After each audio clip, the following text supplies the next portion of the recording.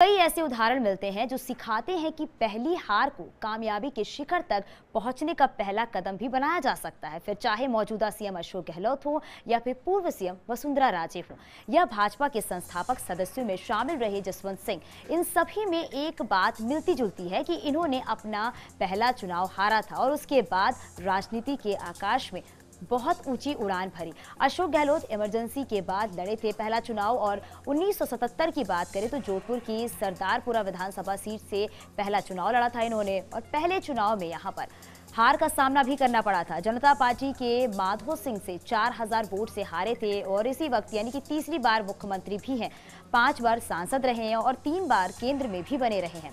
2 बार राजस्थान कांग्रेस के अध्यक्ष भी रहे हैं और कांग्रेस के राष्ट्रीय महासचिव भी रहे हैं। वही बात करें न सिर्फ राजस्थान बल्कि वो कांग्रेस के राष्ट्रीय स्तर पे नेता भी हैं और वसुंधरा राजे इंदिरा गांधी की हत्या के बाद ही चुनाव हारी थी। भाजपा से 1984 में मध्य प्रदेश की भिंड से पहला चुनाव लड़ा था इन्होंने और 2 बार मुख्यमंत्री भी रही हैं। प्रदेश भाजपा की अध्यक्ष भी रही हैं और केंद्र में भी मंत्री बनी रही। 1985 की बात करें तो राजस्थान में राजनीतिक जीवन शुरू किया है इन्होंने और धौलपुर से विधायक भी बनी।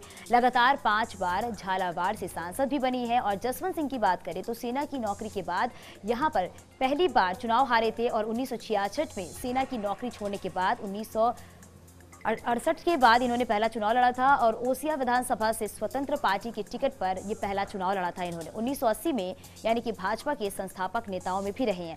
केंद्र में वित्तीय, रक्षा और विदेश जैसे तीनों सबसे प्रमुख मंत्रालयों के मंत्री भी रहे। 4 बार लोकसभा और 5 बार राज्यसभा के लिए भी चुने गए हैं। राज्यसभा में प्रतिपक्ष के नेता भी रहे हैं।